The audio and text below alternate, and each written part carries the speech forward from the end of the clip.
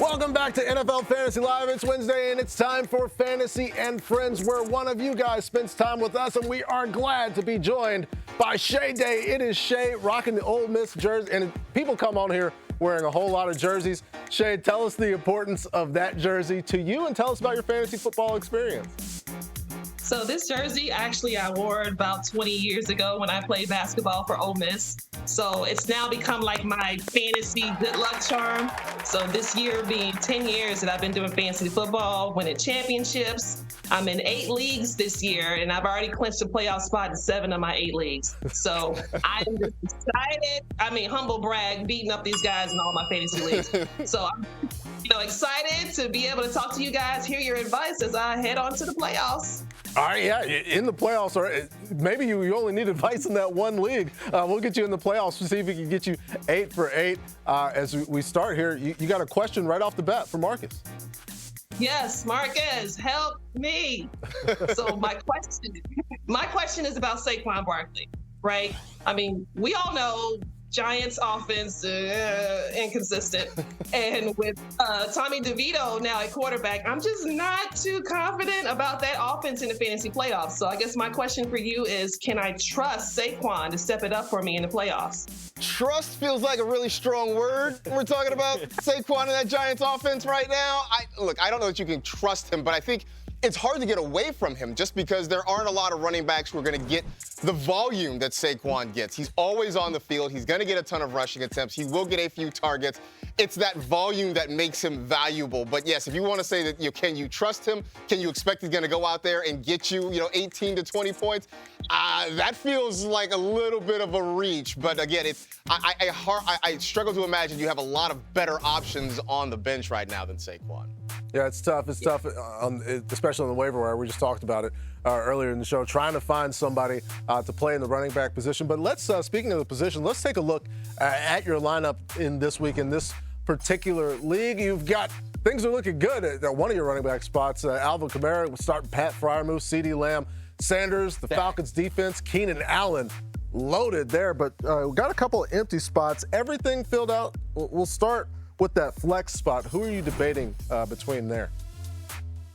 So my flex spot for me, really, all season has been a lot of back and forth for me. Week 14, no different. I won't have Trey McBride or Ramondre Stevenson to choose from. So right now, to choose from, I've got a couple of Broncos, Cortland Sutton and Javonte Williams, and then I also have Najee Harris.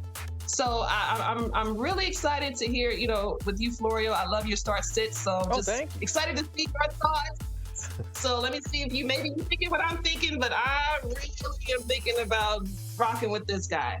We are in lockstep because I try to draw a judge on mine. Cortland Sutton is who I think you should be starting this week. And you don't need our advice. I mean, you made the playoffs in 7 of your 8 leagues. You should probably be helping us out. But 9 touchdowns this season for Cortland Sutton, double-digit fantasy points in all but 2 games. The Chargers have allowed the 3rd most fantasy points to wide receivers. He brings a safe floor. This could be a big upside game. I think that is the best combination that you want when you're talking about a flex. So go and get Cortland Sutton into your starting lineup. Wait, can we see your judge again? It's terrible. No, it's a really good-looking judge.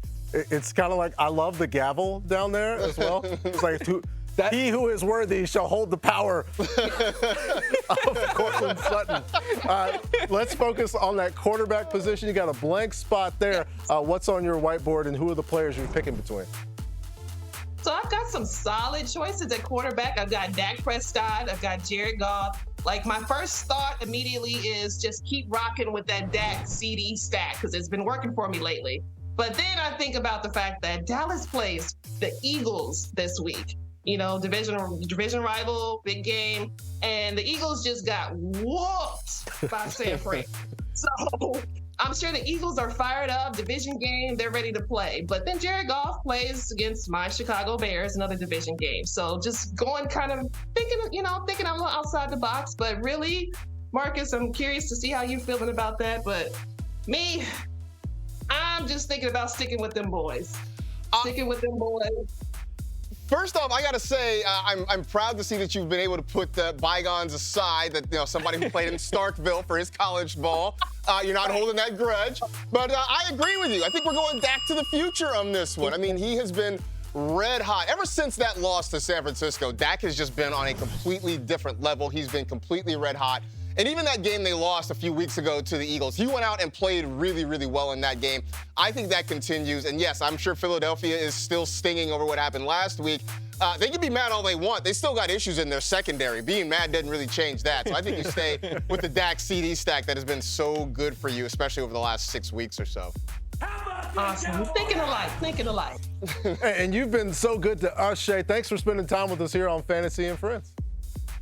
Thank you so much. I definitely got to get a quick shout out to some of my leagues. No Fun League, 573 Lovers, the Will County Classic, and my all-female league, the Fantasy Football Addicted Divas. And big shout out to you guys. I love the show. Follow you guys on social media. Y'all have helped me out with some tough lineup decisions over the years. So great job on all your hard work. Thanks so much. Thank you. Shay, great job on your part as well. And again, the absolute luxury, because you kind of stepped in to saying that you're a Bears fan.